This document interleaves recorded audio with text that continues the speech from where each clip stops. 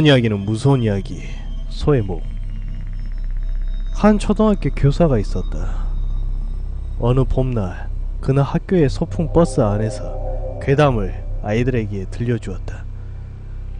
평상시 떠들썩한 아이들도 그날은 진지하게 그의 이야기에 귀를 기울여 진심으로 몰입하고 있었다. 왠지 으쓱해진 그는 마지막으로 비장의 괴담이 소의 목 이야기를 하였다. 그는 목소리를 낮추고 아이들에게 이렇게 말했다. 지금부터 이야기하는 것은 소의 목이라고 하는 괴담이다. 여기에서의 소의 목이란. 그런데 그가 이야기를 얼마쯤 진행하자 버스 안에서 이변이 일어난다. 아이들이 이야기를 듣는 와중에 너무나 무서운 나머지 저마다 선생님 이제 그 이야기를 그만하세요! 라며 애원하기 시작했던 것이다.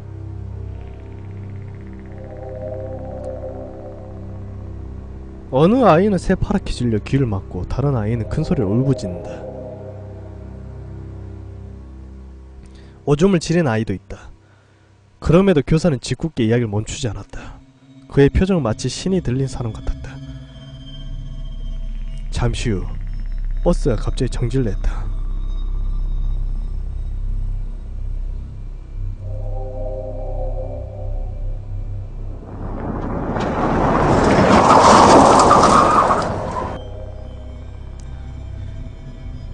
이변을 느끼고 제정신으로 돌아온 그가 운전석을 보자 버스의 운전기사가 비지땀을 흘리며 부들부들 떨고 있었다. 그 역시도 공포에 질려 더 이상 운전을 지속하기 어려워서 차를 세웠을 것이다. 교사가 다시 주위를 둘러보니 학생들은 당황한 나머지 실신한 아이도 있었다. 그 이후로 그가 두 번 다시 소의 목에 대해 이야기한 일은 없었다고 한다. 여기까지가 소의 목에 대한 일본의 도서괴담이다. 여기까지 읽은 당신은 그의 소의 목 이야기가 엄청나게 궁금할 것이다. 나 또한 굉장히 궁금하여 소의 목 이야기에 대한 자료를 찾아보았고 찾았다. 다음은 일본의 에도 시대에 일어난 소의 목 이야기다. 그리고 실화이다. 소의 목 괴담은 이 세상에서 가장 무섭고 또 유명한 괴담이지만 너무 지나치게 무섭기에 함께 이야기를 한 자, 들은 자에게는 죽음이 방문한다. 따라서 그 이야기를 아무도 모른다고 하는 이야기. 나도 오랫동안 이런 거짓말 같고 엉터리 같은 자생하여 살아남은 괴담 이야기에 근원지가 된 마을 사람에서 묻고 있었던 것입니다만, 자, 들어주십시오. 메이지 초기 폐락한 현 마을에 대해서 전국의 지질검사와 인구조사가 행해져 왔다. 이것은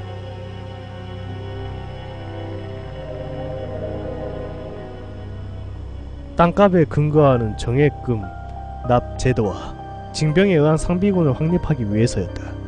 동북지방에 있던 폐허가 된 마을을 조사한 조사자는 어느 큰 나무 뿌리 밑에 파묻혀 있던 대량의 사람 뼈와 소의 머리인 듯한 동물의 뼈를 발견했다. 조사 대장에는 특기 사항으로 그 수를 기록하고 지질 검사를 끝냈고 거기에서 제일 가까운 미나무라 마을로 조사를 옮겼다. 미나무라 마을에서 조사를 마치고 마을에서 떠난 후 숙소에서 숙박한 조사자는 이 마을에 오기 전에 우연히 보았던 그들의 뼈에 대한 이야기를 저녁 식사 자리에서 숙소 주인에게 물어보았다. 숙소 주인은 관계 있는 것인지 아닌지는 모르겠지만 이라고 서론을 하며 다른 이야기를 함께 이야기했다. 이하는 그 말을 받아 쓴 것입니다. 몇 년에 걸쳐서 대기근에 습격을 했다. 흔히 일컬어지는 덴 다모스의 대기근이다. 당시 미노리서 역사서에 의하면 쓰러진 말을 덥석 물어서 생육을 먹고 집에서 죽은 시체를 들깨나 새가 물어뜯어댔다. 부모와 자식 형제 사이에 있어서는 정도 없었고 음식물을 서로 빼앗고 축생보다 뒤떨어진다 라고 말한 비참한 상황이었다.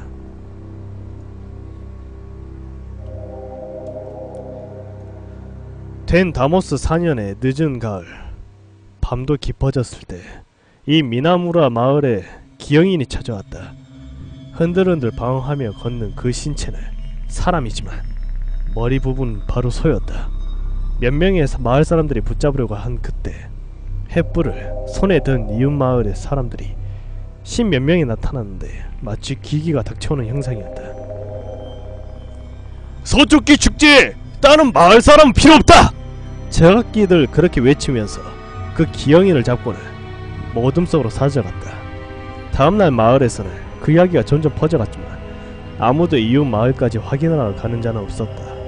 그 당시 먹을 것도 없었던 대기근 동안에 그 명산지에서는 실제로 그 이야기를 잘 알고 있었다. 그 다음에 이웃 마을까지 간 자의 이야기에 의하면 이미 그 마을에 사람이나 가축의 모습은 보이지 않았다고 한다. 그 이후 소마을이라고 그 마을을 불렀지만 가까이 가는 자도 없었고 지금은 그 이름을 부르는 자도 없었다. 답답한 분위기 속에서 숙소의 주인은 이야기를 끝내고 허둥지둥 뒤처리를 위해서 자리를 나섰다. 조사관은 그 자리에서 이야기의 해석은 미룬 채 관청으로 되돌아갔고 조사대장의 작성을 끝냈을 때 친근하게 지내고 있었던 직장 선배에게 의견을 구했다. 선배는 댄 야스토르시 기근 동안의 주민대장을 조사하면서 의견을 말해주었다. 대기근 때에는 야사한 자들이 가족이 먹은 애를 들은 적이 있다. 그러나 그 큰 나무가 있었던 마을에서는 몸이 약해진 사람을 잡아먹는 것 같다. 그리고 사람을 먹는 죄악감을 조금이라도 덜기 위해서 서쪽기의 축제라고 청하고 소의 머리가죽을 씌운 자를 사냥한 것이 아닐까. 너가 본 사람의 뼈의 수를 생각하니 거의 그 마을 전원이 해당된다. 소뼈도 가축 수와 일치한다. 기근의 비천함은 말로 표현할 수가 없다. 주민은 물론 친형제도 굉장한 수라고 변했고 그 사람들은 이미 일과생활을 하는 것은 어려웠을 것이다. 이 일을 아무에게도 이야기하지 말고 그 마을의 기록은 파기하고 패천으로서 신고해라. 또 미나무라 마을 사람들에게 죗값을 요구할 수 있지는 없을 것이다. 사람이 사람을 서로 잡아먹는 비참함을 되풀이되어서는 안되지만 이것이 이야기되는 것 또한 꺼려지기 때문일 것이다. 선배의 말을 깊이 받아들인 조사관은 그 이후 아무에게도 이야기를 들려주지 않았고 마음속 깊이 묻어두었다. 일본과 러시아의 전쟁이 격화될 때 병 때문에 몸져 누운 이 남자는 전란의 세상 때문에 고통스러운 가운데 머리맡에 손자들을 불러 모으고선 구구절절하게 이야기를 했다고 한다. 이 손자 중에 한 사람이 나 자신이다.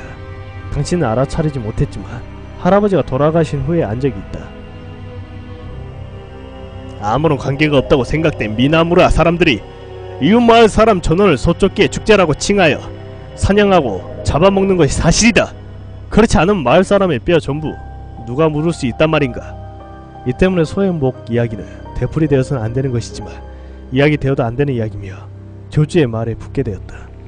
누구의 입에도 오르지도 않고 내용도 알 수 없을 거지만 많은 사람들이 소의 목 이야기를 알고 있다. 사물의 본질을 찌른 이야기는 그것 자체에 혼이 머물고 있고 널리 사람들 사이에 퍼져나가는 것이다.